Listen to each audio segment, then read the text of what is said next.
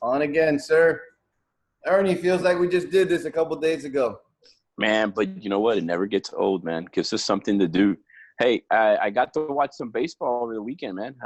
Went to the Prospect Wire tournament, saw some baseball, and 4 days of baseball. Got back yesterday, No so way. it was fun to hear the crack of the bat again, and because they usually was wood bat tournaments and see high school guys competing in this summer tournament. So Yeah, I might be doing the same thing actually. I might be going up on Friday to Auburndale. There's like a little JUCO showcase, and then Saturday and Sunday there's a PG event that two of my guys are gonna go to, and don't have much to do, so I figure maybe I'll go up there and watch a little bit of baseball. It's definitely going to be a good weekend for it. So, what we got on the show today, Rich? What you got in store for us, man? Well, speaking of prospects, we got a couple guys sitting in the waiting room or the bullpen or dugout, however we dubbed it last week, and we got another one coming on later. We got Xavier Edwards, who was he played at North Broward Prep, selected in the first round by the Padres, and then he got traded recently to the Tampa Bay Rays, which is cool. So he's closer to home. We also have Rodney Delgado, played at Palmetto, had a very illustrious high school career, played at Middle Tennessee, and then he's in the Braves organization. He's done A and high A, made the All-Star team. He's done well, and then later on, as soon as he's done with his lessons, Andrew Cabezas is going to join us. It was a Gables guy, wasn't he? Yeah, he played at Coral Gables. He played for Phil Weiser when Weiser was there, and he always had great teams there. And Andrew did a great job there. Then UM, and he's with the Twins now. So I guess it's gonna be fun to talk to these guys and get their perspective on how baseball is going for them right now, and to share some stories, because both of these guys, I know Riley and Xavier, their dads are heavy into baseball, so they might have a little bit of insight of what those guys meant to them. So let's get them in here. Outstanding. Admit all. Works like a charm. There they are. Gentlemen, how are you guys? Hey, pretty good. How about yourself? Hey, hanging tough, like the new kids on the block, you know? Sounds about right. Hey, thanks for joining us. I know you guys are busy. I know you guys got team meetings and lessons and all kind of fun stuff. And we appreciate you guys taking a little bit of time and chat high school and pro ball with us and college ball, whatever, just baseball with us. Yeah, no problem. Happy to be here. For sure. Same over here. Happy to be here. Sweet. Well, we got two middle infielders here, huh? Natural shortstops. Both of you guys were shortstops in high school, right? That's right. You're still at short though, right, Xavier? I played both this past season. I split time between short and second. And Riley, when I got to see you up in Orlando, you were at second. Is that been a permanent switch, or is that something that you're just moving around? Yeah, I'm just kind of moving around. During spring training, I was at second base and third base, and it's kind of funny, like 1/4 this season I played at third, and then the rest I played shortstop. So I was mainly at short this past year. And you got zero experience in high school at third, right? My freshman year I played at third, but Yeah, I kind of moved around a little bit. Well, I wanted to ask you guys first of all, is what this experience has been for you guys as far as the whole COVID thing, because everybody's talking about, the big show. Everybody's talking about what's going on in the majors, about their 60-man rosters and all this. But with minor league ball, it's kind of been, like, hey, see you guys later. Or how has it been? What's going on, and what do they tell you guys, and what insight can you give us as far as what's happening? Well, for me at least, I'm almost treating it like it's off season. I don't really know if that's. I'm sure a lot of other people are dealing with it that way, but for me, it's like off season. I'm just, training, as much as I can, treating it how I usually would, and if I just finish the season and whatnot. But kind of since the cancellation of the minor league season, everything else kind of seems up in the air. So I think they're throwing around the idea of like a fall league kind of deal, but no one really knows, especially not until the major league season gets up and running. Right. Now, Xavier, did you what level did you play last year? I started low A and finished in high A. Okay. So no thought process of you going to instructional league as well later on or anything of that nature, or they haven't told you guys? Yeah, they haven't told us anything about instructional league or, as I said earlier, fall league or anything like that. I just think nobody knows what's going to happen. I think they don't even know if they're going to get the season off, the 60-game season. So definitely, it's a shame. It's definitely a shame. Yeah. How about you, Riley? Yeah, I mean, he kind of said it. We were down there for a week and a half, at least I was, and then they're like, all right, like, go home. The day they sent us home, we had our first, like, inter squad. And so, yeah, I mean, it's like an extended off season. For you guys, you guys were particularly doing well, both of you guys. I looked up your numbers. I mean, I follow Riley's number a little bit more because of my relationship with his dad.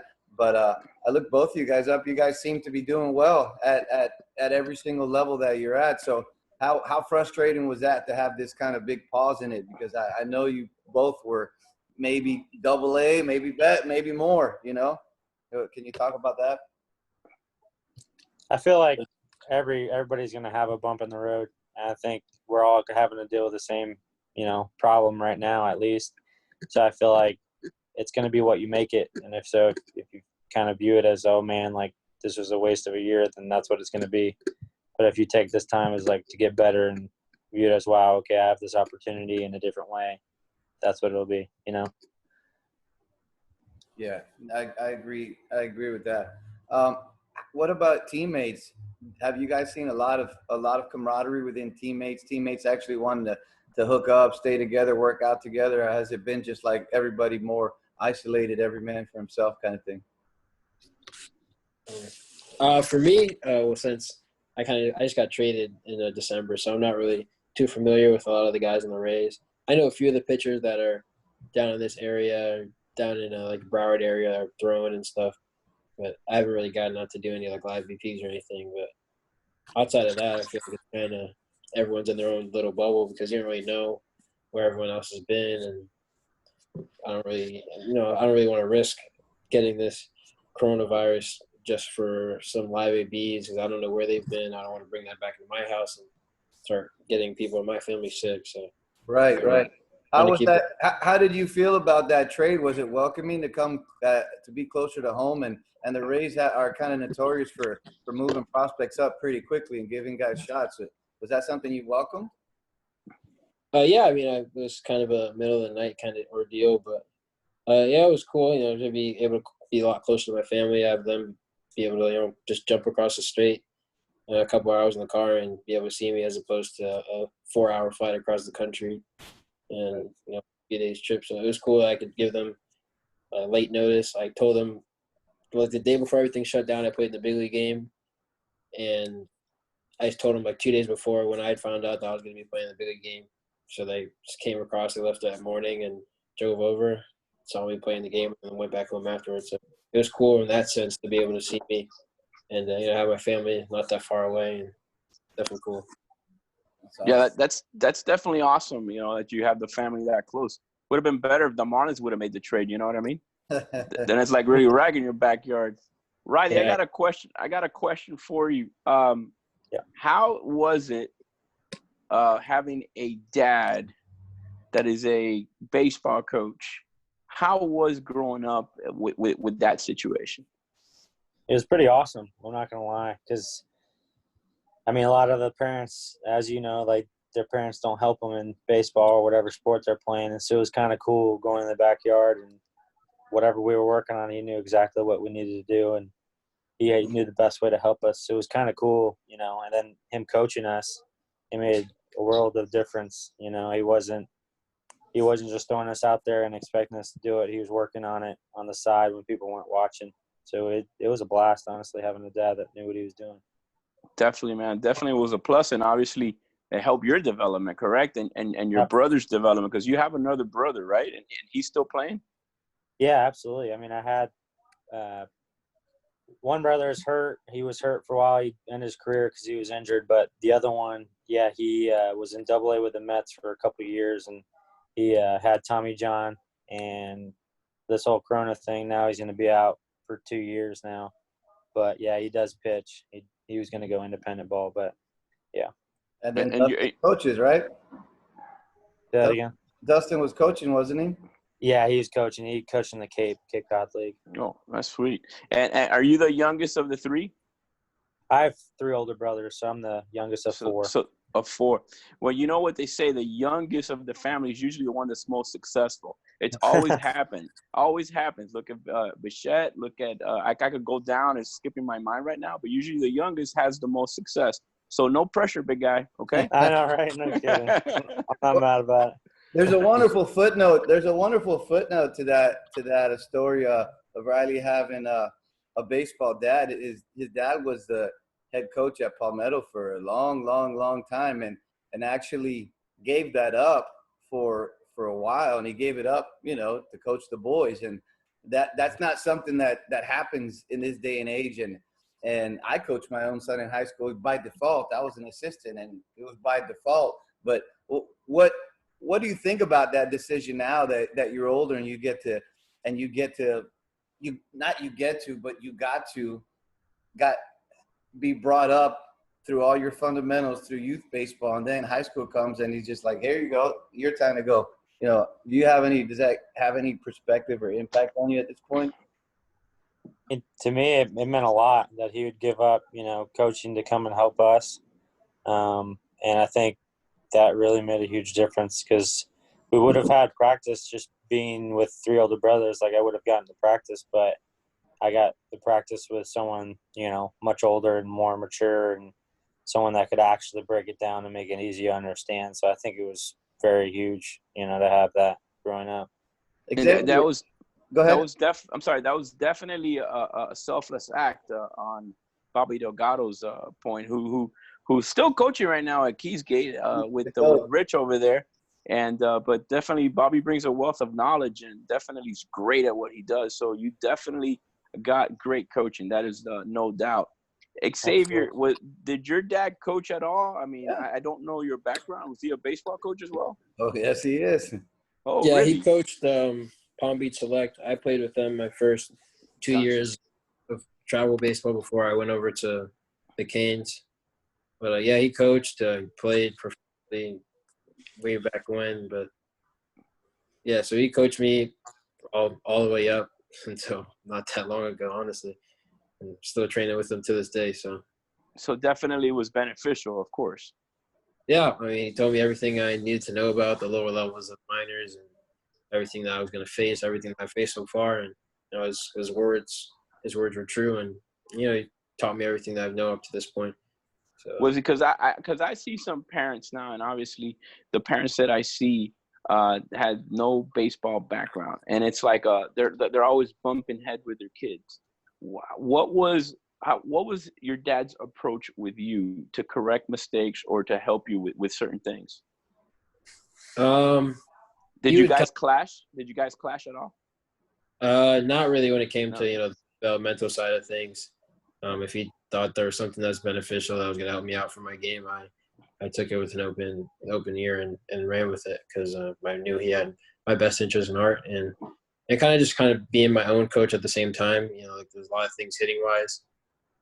Like, it's always just been me and him from a hitting standpoint, and I've never had a hitting coach besides him. So everything I know is from, what I've done, what I naturally do well, and what we've worked on over the years. So just kind of learning how to correct things myself, little things that he sees that he thinks I can change or adjust. But for the most part, it's kind of, managing my own, swing stance, that kind of thing. So it's great that, you had one person teaching you all the way up how to hit, and there are no inconsistencies, no, things that you don't understand, because the terminology has always been the same. So you really have no chance to develop any bad habits. So that's great. I didn't know that your dad was that had that back. And Rich had mentioned something, but I didn't know it was that extensive. So you guys definitely were blessed to have 2 dads that, had the knowledge and honestly the time and the selflessness to sacrifice and make you guys better players. So that's great, man. Hats off to them. Absolutely. Question for both of you guys. Because you guys have coaching in your family, is it something you see yourselves doing after you guys are done playing, however long you get to play? Do you see yourself taking that up, or is that something you don't want to do because you've seen the other side of it as well? I guess I'll start it off. Yeah, I mean, I think that'd be cool. Just kind of being in the whole amateur baseball realm, I think is cool to see kids develop before they're professionals. And it definitely limits on, travel, running across the country with pro teams and all that thing. I think it would be cool, be at like high school or something, like travel ball, because you could see good players run through your organization. And you could still, develop them and train certain guys and, help guys out between people that and the things that from the level that you played at. So I think that'd be a cool experience. Right. Oh, no doubt. I'd agree with him. I mean, baseball's kind of what we do. Like, we've been doing our whole life. So I would feel like a real job would be so weird, and I wouldn't know what to do with it. So I would definitely want to stay in baseball some way or another, whether it be coaching, helping, whatever it is. But yeah, I would definitely want to be part of baseball in the future for sure. And Riley, you played at Middle Tennessee State, correct? Right. What did you find? What was the difference making that jump from high school to college baseball? So I went to community college, Columbia State. Okay. In Columbia, Tennessee, and then I transferred over to MTSU. But honestly, the big difference was maturing. Out of high school, I was kind of immature when it came to just the physicality of it. And those 2 years at my junior college, I got really blessed, and I got to play under one of the best coaches in the nation. And he just helped me so much with the mental game, not even just baseball, just the mental side of it. And I think that was a huge difference for me, not getting caught up in all the stuff that people look at nowadays, just worry about catching and throwing and hitting the baseball. If you do those things, everything else is going to take care of itself. So I think, honestly, the mental side of it was huge, and I think that's where I kind of took a step in the right direction. And Xavier, your path was a little bit different. So you had to hit the mature switch like that, right? It was right out of high school. It was you're heading out to go play with 24-year-olds. Yeah, definitely. I mean, there's a few of them that old than a rookie, but usually they're a little bit younger. But nevertheless, yeah, I had to, I went out, got drafted, and left about a week and a half later to Arizona, played, rookie season, part of it, and then went up to short season. But yeah, it's still, even now, the guys just they're all older than me. And pretty much the whole team. I'm usually one of the youngest guys on the team. So yeah, it's definitely a little different than going to college. But yeah, same thing, maturing and figuring out how to, live on your own, how to be on your own, how to be a pro, honestly. That's the main thing. How to be a pro day in, day out, how to prepare yourself for each game when there's nobody there to not really look out for you, but family's not there, your friends usually aren't there. There's not gonna be anyone to, get you up out of bed, to make you go in and do early work, or make sure you get the right amount of swings that you need. Like, you have to come up with a plan for yourself and come up with a routine that you can stick to day in and day out. And I think it's a lot harder said than done, but definitely something that's important for a young guy like myself and other high school guys that come out. Yeah, and the amount of games too, because in high school, you play 22, 25 games, and then you go to rookie ball and you're playing 45, 50 games. It's double the amount of games, so it's kind of like getting used to that. And every day, it's not like, because in high school you play twice a week or 3 times a week, so you catch those breaks, and it's very rare that in high school you play back-to-back games, correct? But yeah. in pro ball, you're playing every day. How did that feel? How did you adapt to that, and how quickly do you adapt to that? Yeah, it's funny you say that, because I was talking about that not that long ago with my friend Matt. Yeah, like you said, you play 20 or so 25 games in high school. Then you go get drafted, play 40, 50 games, depending on healthy, whatever kind of player you are, and then the jump just completely gets even higher once you go to full season, like I did this past year. It goes from 45, 50 to 140. Stay healthy or not, you play like 120 or so. So the games just keep getting the amount of games just keeps getting larger. And yeah, it's definitely it's a learning experience. You have to learn how to pace your body, like what to do and what not to do, like how many swings to and to not take, like how many ground balls to take before the game to get yourself ready. Not overdoing it, because it really is a marathon, not a sprint. It's not a 5-game, not a 25-game where you get 3 days off in between. It's every day. It's going to be 26 out of 30 days. It's going to be 6 or 7 days a week for about 5.5 months. So definitely goes back to the routine, come up with a routine that you can stick to that makes you feel ready, but also not burned out, how to lift the right way and not overdo it. Taking advantage of off days, recovery, how much rest you get, all that stuff that, I'm sure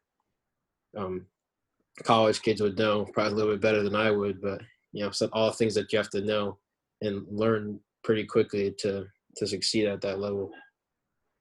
How important, I'm sorry, Ernie, how important do you guys think, or would you argue that enjoying yourself while you're out there at that level, even though there's a ton of pressure, even though everybody's fighting for the same job, you're fighting for money, you're pretty much fighting every day.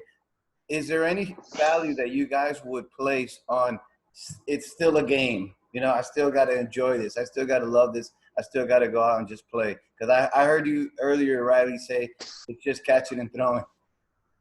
That's what it is. I mean, it's how you view it. If you see it as a job, it's going to be a full-time job, literally. So it's kind of how you view it. I mean, for me at least, I'd think about being in the backyard. I play the best when I'm having fun and relaxed and thinking about playing with my brothers and stuff. So if that's the way I view it, I'm going to have my best opportunity when I'm just having fun. You know what I mean? So that's just kind of how I view it. Do you guys see the other side of it in people on your team and people you play against, people in the organizations? Do you see the burnout? Do you see the guys that are stressed, and do you see that being one of the reasons why they can't hack it at that level? Yeah, I feel like there's a few things that go into it. Some guys, they want to move up and not move down, so I feel like their performance is dictated on how they perform and how well they do, how high they move up. So I feel like that goes into maybe where you got drafted. Some guys think they have more to prove, or that kind of thing. But I feel like that all ties into it hand in hand. But yeah, it's tough to see some guys really stress about playing baseball, because at the end of the day it's just the game that we've all been playing since we were little. And if it was fun before, the only thing that changes is your location and uniform. It should still be the same game, regardless of where you're at and who you're playing against. So yeah, it's definitely important to look at it that way. Let's go to draft day. Because probably that there's always these projections, and they tell you, hey, you're gonna go here and you're gonna go there, and I know Xavier, you went in the first round. Did you go where you think you were gonna go, or did it surprise you where you went, or you thought it was gonna go lower, higher, or anything of that nature? Honestly, I didn't really have too many expectations going into the night. I was lucky enough to get invited to Jersey, where they held the draft at MLB Network. And, I was, grateful to be there and opportunity. I knew what that kind of meant. That the guys that went there were probably going to go first day. So in my mind, I was kind of thinking that, I was thinking there was a good possibility that I would go first day. But and I knew some teams that, liked me or seemed to like me more than other teams, and what they had talked to me probably in the weeks before the draft. So that was in the back of my mind. But once it kind of came down to it, and 7 o'clock rolled around, they started naming off names. I didn't really think about it too much. I was kind of just there, and when they call me, they'll call me, and Right. The team it'll work out in my favor. But and did the team that take you was the one you thought was going to take you, or was it a surprise? Yeah, it was a surprise, definitely. Not total surprise, but it wasn't the team I expected to take me. Gotcha. How about you, Riley? You went a little bit later when you got drafted, correct? Ninth, right? 9th round, yeah. Ninth round. How nerve-wracking was that? And how many calls did you get? And they told you, hey, we're going to pick you here. And then you kind of like, oh, my gosh, I'm going to go in the 5th round, and that falls. Because sometimes that happens, you know. How Right. nerve-wracking was that? Honestly, it really – I don't know. I kind of have a different view on it. I mean, I was a senior sign, so I was ready for my career to be over, really. Like, if I got drafted, I got drafted, but it's kind of out of my control at that point. So the Braves actually started signing seniors in the 5th round because they signed Kyle Wright for like $7 million. And for the people that don't know, that's the first 10 rounds, there's a slot of money. And so they had to start taking senior signs in the 5th round. So, I mean, as the rounds were going, I was just kind of like, well, you know, they were on me. I actually had a workout in Atlanta, and I was hoping that they'd pick me. And then they called me in the 8th round, and they're like, hey, we're going to take you in the 10th. And I was like, all right, let's do it. And then the 9th round comes around, they picked me. So I was like, wow, like that's a round sooner than they even said. So good. You know. Hold on a minute. Rich, I think Cabezas is there. Yep. Says we're waiting for him. Yep, I got him in here. I just didn't want All right. to jump him in Okay. the middle of a story. When he gets in, I'll let you introduce him. I didn't mean to cut you off, Riley. So basically, they told you you're going to take you in the 10th. They take you in the 9th, and you were ready to go. Senior sign, you thought, man, I'm going to go have to coach with my dad. And and then you get picked, and that's awesome, man. That's a great story. You've made the most out of it, and that's great. I mean, go ahead. It's kind of crazy, too, because kind of a backstory to that. I was working in a camp at MTSU right before the draft. It was less than a week away from the draft. And one of the kids actually hit me with a ball, and it was in like probably not the best area. And so I actually had surgery that night. And so like I really couldn't walk going into the draft. Like the day of the draft, I couldn't really stand up. And so I had to go like figure out a way to sign some papers saying like I'll be okay in a couple of weeks. And so they drafted me, and I really couldn't even like celebrate, couldn't even like stand up. And my God. you know, it's kind of funny how that worked out. So when you say you got hit in an area, you're talking about you got one of your testicles hit. So what you're saying, right? Oh, okay. Yeah. Oh, okay. And so so I showed up in Danville, and everyone's like, "Why is this kid not playing? Like, what's wrong with him?" And it was just kind of a funny situation.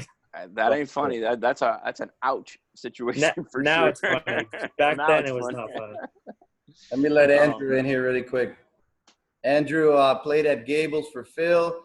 He went to UM, and now he's in the Twins organization. So let's get him in here with us.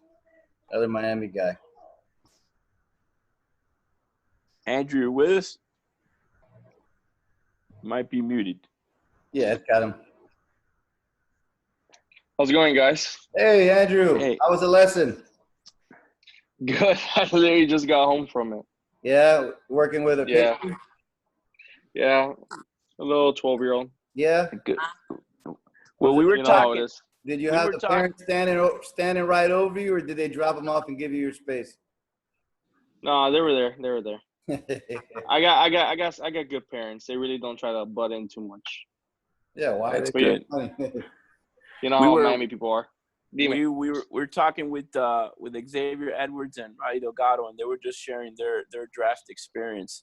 And you got drafted your junior year out of Miami, correct? Yeah.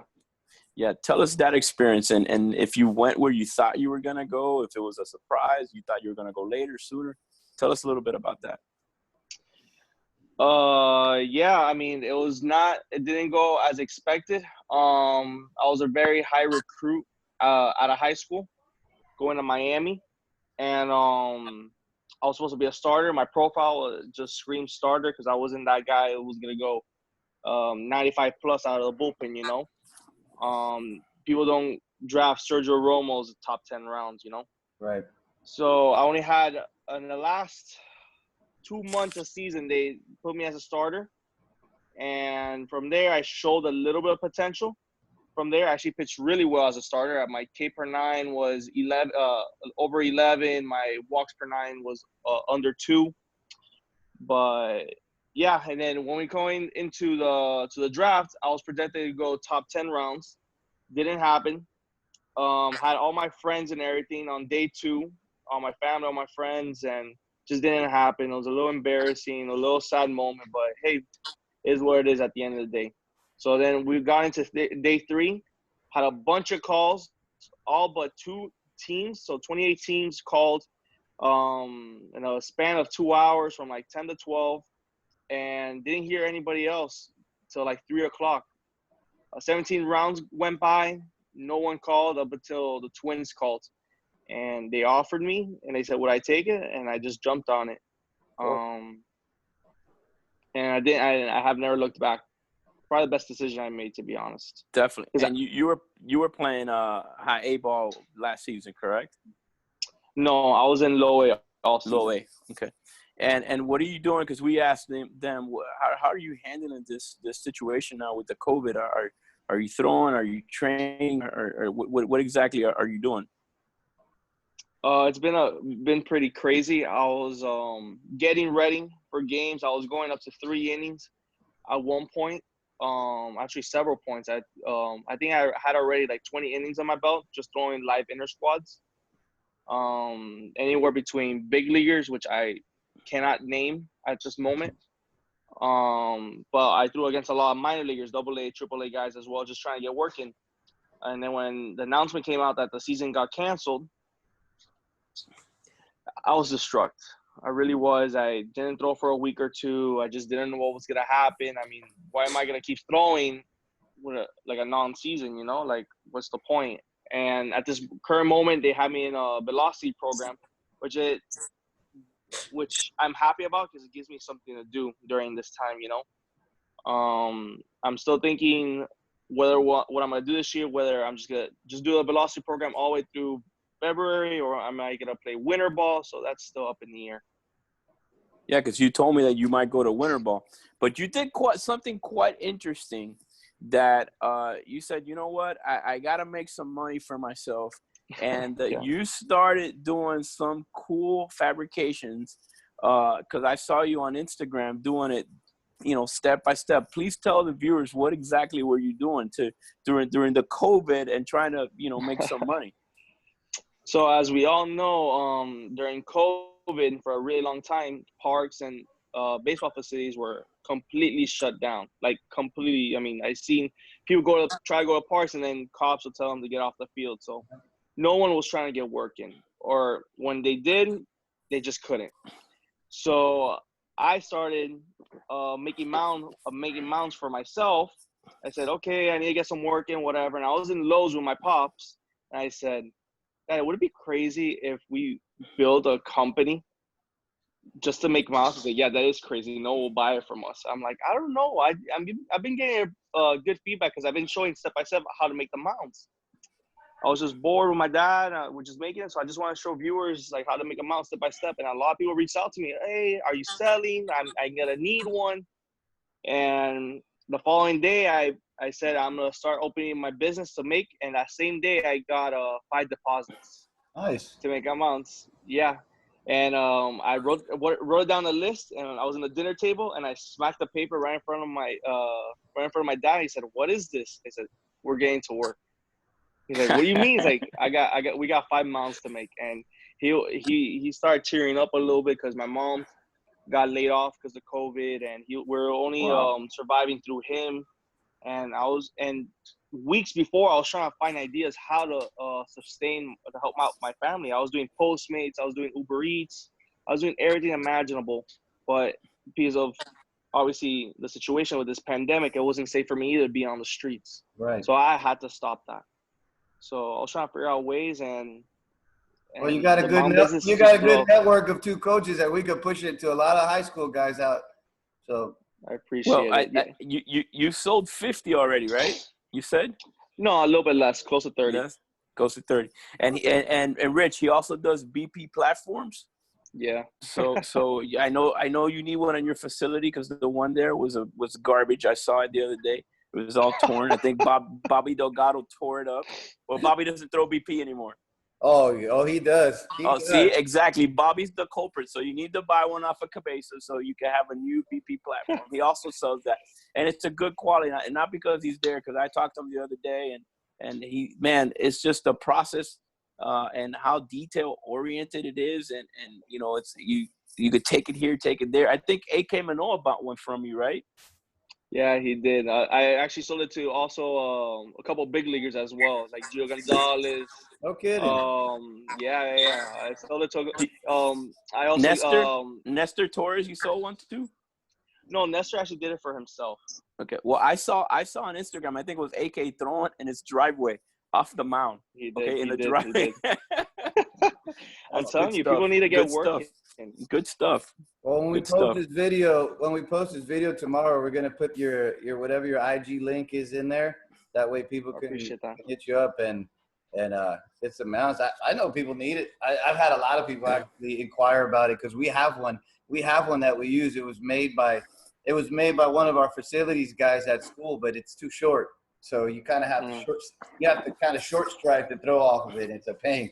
So definitely the dimensions are important. Ernie, we got to talk some high school with these guys, man. They all had pretty prolific high school careers. I know we talked a lot of pro ball, but I want to get some high school talk in. We'll talk about it. I know these guys probably closed that yearbook many years ago, but definitely let's open it up and see what we got. Riley, I know you came with a long lineage of brothers who all played at the same place, and you being the youngest, I know there was a lot of speculation of how good you were going to be when you finally got to high school, and your dad was not the coach, so there was not that problem of influence or anything like that. What can you tell us about high school? I mean, I know how you did and all that, but what can you tell us about your experience? And you got called up pretty quick. I think you were on the big club as a freshman already, weren't you? Yeah, I started it as a freshman at third base. And I actually got to play with my brother for 2 years when he was playing shortstop. And so my freshman year I was at third, second year I was at second. So it was kind of cool. But I would say that just having older brothers in the system, that like it was cool just getting to watch, go to games, watch other people play. And I think that helped a lot, learning from people that were already like ahead of me. So, I mean, it was awesome. It was a great experience. It was definitely good memories. Was it a graceful younger brother allowing his brother to stay at shortstop and just go play second as a 10th grader, or was that a coach's decision? Nah, he was better. He was hands down way better. No kidding. He knew what he was doing. He was a veteran. Good answer. Good answer. Xavier, you were at North Broward Prep for how many years? 2, correct? Yeah, 2 years. And prior to that? Trinity Christian. Gotcha. So what about high school? Do you remember, a fond memory or I mean, it was more recent for you, and I know North Broward had a good program and has a good program. So you got some good memories for us? Yeah. North Broward was a lot of fun going there, playing with that team. My junior year, not so much because we weren't very good. But my senior year was a lot of fun. We got some guys to come in that were committed to some places, and we made it deep. And we ended up losing to Pace in the finals, and they ended up winning it. So, I mean, if you're not going to win it, at least lose to the team that wins it. But, it was definitely a lot of fun just being there, competing. I think we broke the school record for wins. We had like 20-something. And, had a lot of fun, a lot of guys. Baseball is a lot of fun back in the high school days, so definitely important to hold on to. That's an interesting point you make, and you guys all have a great perspective to give some of the younger viewers that we have that watch this show. We have a lot of young guys who, they're kind of treating high school like it's something more than it is. Like if it's some kind of professional thing where there's a lot of positioning for am I going to start here? Am I going to play here? What are my numbers? Like, what piece of insight can you offer those guys now looking back? Because both of you guys had fun, that you guys had great experiences. And I know Andrew's going to say the same thing. But what can you offer those younger guys that are just now getting to 9th, 10th grade and stuff like that? Just have a lot of fun. That's what it comes down to, and to soak it all in. Don't take any of it for granted, because the 2 games a week in front of all your friends and fans that are cheering for you, and the crosstown rivalries and districts and regionals, all that stuff kind of, I don't want to say goes away, but it goes away when you get the pro ball. There's some decent crowds and fans, but the games aren't as exciting. There's not as much energy. You're not still a team game, so you're not completely independent, but almost in a sense you're out there, but it's not as team oriented as you probably once were playing baseball. So to soak it in, don't take any of it for granted, because it's memories you always remember, and it's one of the most fun times in baseball I had. That and summer baseball, that stuff is going out, performing well. What about you, Andrew? You kind of got an extended high school experience because you got to stay home and play at UM, so you still got to play in front of a lot of friends and family. What could you offer insight-wise to younger guys who want to be you guys? You know what I mean? That may be worried about too many things at their age. What advice could you give those young people? This is a little bit of a biased opinion because you're going to get a lot of opinions, whether it be coaches, players, parents. It is what it is. But my personal opinion, high school for me is just taking reps. You really don't see college coaches in high school games anymore. It's all about summer ball now. So the fact that a lot of people really think high school is all of this big charade of, oh, I'm in varsity, I'm going to automatically go to UM, or UM's going to see me, or FIU's going to see me. UM didn't even go to any of my games, or FIU, or anybody, unless there was like a spring break tournament that all of a sudden you get 20 teams together, because it's all about funding now. Would a university go see a game that maybe there's one, maybe two prospects, or go to a tournament because they're going to see over 100? They're going to go to the tournament and save money there. So my opinion for a high school is all about memories. Last week, I was with 9 of my old high school teammates. Wow. To this day, and we graduated 2015. It's been 5 years, and we still get together at least 3, 4, 5 times a year. So to me, I think high school is all about memories, man. I mean, I went to Matter Academy, but then I transferred over to Coral Gables, and those guys were my brothers, man. I mean, the memories I've had over there, going to college and then supporting me through there, whether it be watching me through live streaming or them going to actual games. I mean, high school was just a lot of memories, a lot of good memories. My parents able to watch me being good friends still with my head coach, Philip Weiser, which to this day he still helps me with whatever I need. To me, I just think don't take the game too seriously, because it's only 20 games. I think, right, Ernie? Like 20, 24 games out of the whole year. Now. 22 for us public school folk, 25 for the charter school and private schools. You see, like it's only 25 22. games in a span of, or 22 games, sorry, in the span of 2 months. Like the other person said, I mean, you're only playing max 2 games a week usually. Mm-hmm. So just take it game by game, just soak it all in, but definitely, since it's only 22 games, give it all that you got. Well, having said that, what's your biggest memory at Gables? That 2015 team, if I remember, was pretty solid. What's your greatest memory of high school? As far as achievements or just overall? Overall. I mean, overall. Put it to you this way. We were around 15, 16 of us. All but 2 were seniors, and the other 2 were juniors. Wow. So we were a stacked club. And as far as all the seniors, only one of them was not going to college baseball. That wasn't a commit. So we were pretty stacked. We had 3 potential draft picks. I believe 4 D1 commits. And the rest were just either D2, NA, or JUCO. So we were a pretty solid team. I mean, we just pushed each other, and since we're all trying to win spots, because unfortunately there's only 9 positions, and when you have 15 seniors, and then you got 2 juniors on the bench, everyone's just fighting. So to me, I think the biggest thing I can remember is, yes, we're fighting to play, but when it came to it to play baseball, we picked each other up. I think that was the huge thing. I mean, there was no envy, there was no nothing. At least what I felt like.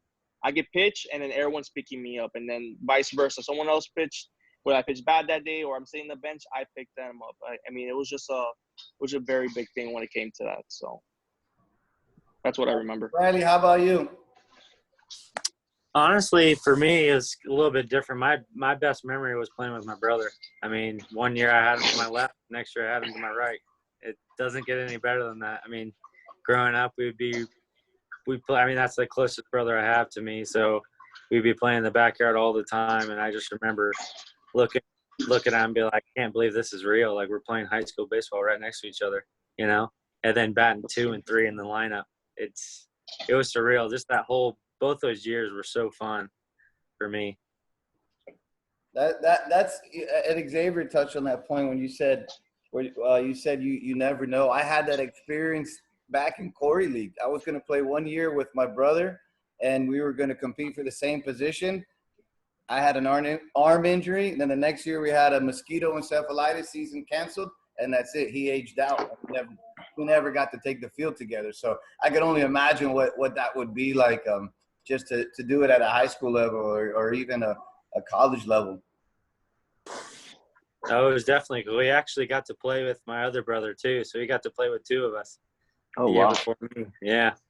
Wow. Who was a better fan in the crowd, mom or dad? Emotional, probably my mom, but my dad was always there. That's a tough question. Your dad, he always compares himself to how I watch my kid play, the one that's still playing, because we go and sit and watch games, and whether she gets a hit, whether she doesn't, whatever it is, I just sit there and film it, and then I put my phone away. And he says, that used to be me. People used to ask him, that's what he said. People used to ask me, why are you so calm? Your son just hit a double. You just won the game. And he would turn around and say, what I expect him to do. That's what he's supposed to do, right? That's what he's supposed to do. That is fun. Xavier, was your dad on staff at all when you were at North Broward, or did he?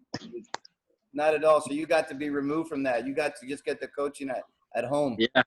Yeah, I got to have some other coaches other than my dad for some of the summer ball and all the high school. Yeah, different coaching. So he was always there, watching, the little pointers. Afterwards, we'll talk about the game, how it went. Other than that, but for the most part, he was pretty out of it. He just sat back and watched, tried to be a regular parent. He didn't really try to be a coach. He just tried to be a parent when it came down to game time. That's important, I think, because that's important that both of you guys share that in your pops, because a lot of times you see this in guys who have played the game. Whether they played at the professional level, the college level, whatever it is, they kind of have that barrier where they just let you play yours and not have to. It's not something that's vicarious that they're really pushing. And you guys are both products of that. Andrew, I don't know your story as far as your pops, but I know Riley and Xavier share that. They were able to thrive and not have that pressure. Where a lot of guys, like Ernie mentioned earlier, they will have that. That car ride home is not going to be fun. And that becomes counterproductive, because you think, Riley, you think you wanted to go 0 for 3 today? No, you didn't want to go 0 for 3. That's just the way the game works. And then to have your dad remind you, this, that, and the other, it's not right. It's not healthy. It's not healthy. And besides, then the relationships suffer. You don't want that. I had a son that was on my team, and he didn't get to play much because the other kids were better than him. I am the only coach in history to go down that his son only got 2 at-bats his senior year because he just wasn't as talented as the other guys. And it's tough, but he told me, Dad, I don't care. As long as I get to hang out with you, I'm good. And to me, that broke my heart, because really our relationship flourished because there was never that conflict, you know? So I'm gonna give you guys a question, just like if you guys would be in an interview here. Where do you see you guys in 5 years? Professionally, career-wise, in 5 years. We'll start with you, Andrew, because I see you smiling. Oof, I would like to say playing baseball. But to be honest, I'm not. I mean, I would assume I'm gonna.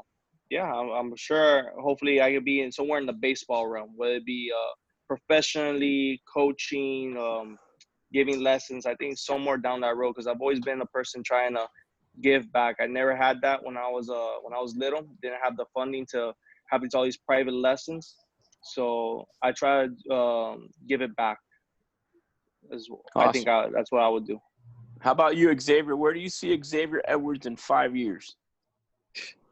I mean, ideally, I'd be playing baseball at the highest level, because that's why we all train this hard for this long in our life, to be the ultimate goal, playing the big leagues as long as possible. But if it wasn't that, I'd be doing I'd be messing around with baseball, probably mess around coaching a little bit or helping out some kids, and also real estate. I've got into real estate in the last 5-6 months, so real estate is something that I'd pick up on. Yeah, you can't keep all that money. You got to put it to work somewhere or another. I hear you. How about you, Riley?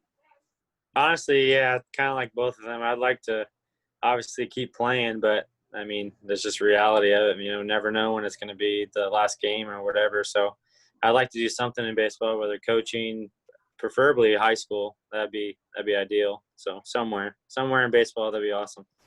Well, let me tell you that you guys, all three of you guys, your parents have done a great job with you, because you guys were humble. Because there are some other dudes that say, I want to be playing in the big leagues, and I want to be starting in the All-Star game and this and that. And let me tell you, you guys got good heads on your shoulders. So that to me is better than anything. So being humble and knowing what you got, that's very important. Riley, you finished your degree too, correct? I sure did, yeah. Sports management. Sports management. Oh, we have some. That's what my degree's in. That's oh, really? Very good. Yeah, I went to St. Thomas University, so I got mine. Drew, how about you? Are you close to finishing it now? Given my situation with University of Miami, I have not, because they're paying for my schooling. So, But the rule is once I start, I can't stop.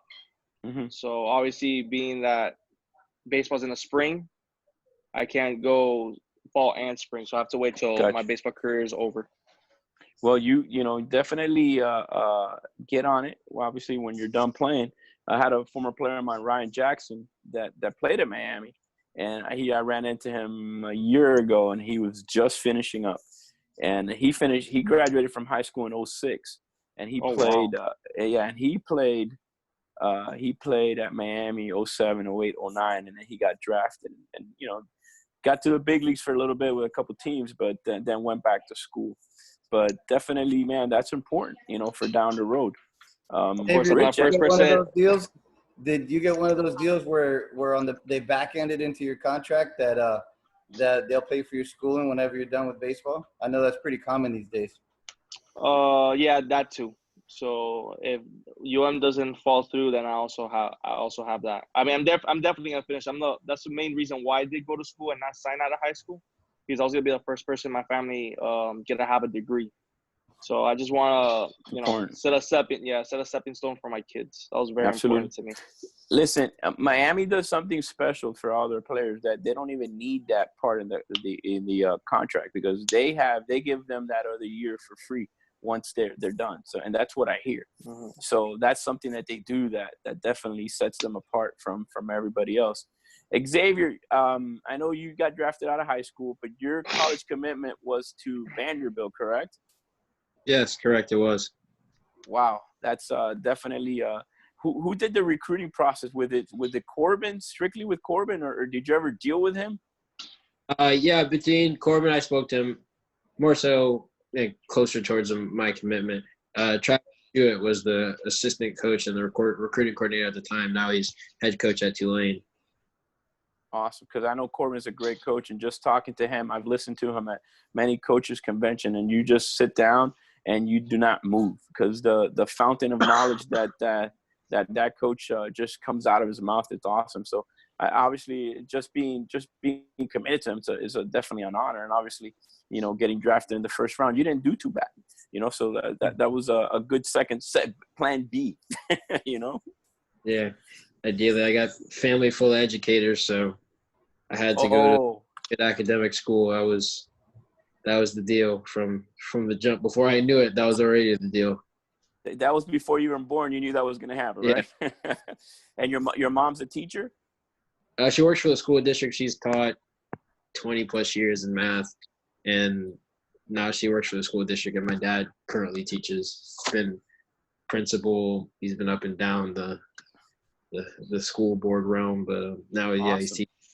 So is that something you want to do when you're done with baseball, or is that something the family expects? No, absolutely not. I do not even the slightest bit.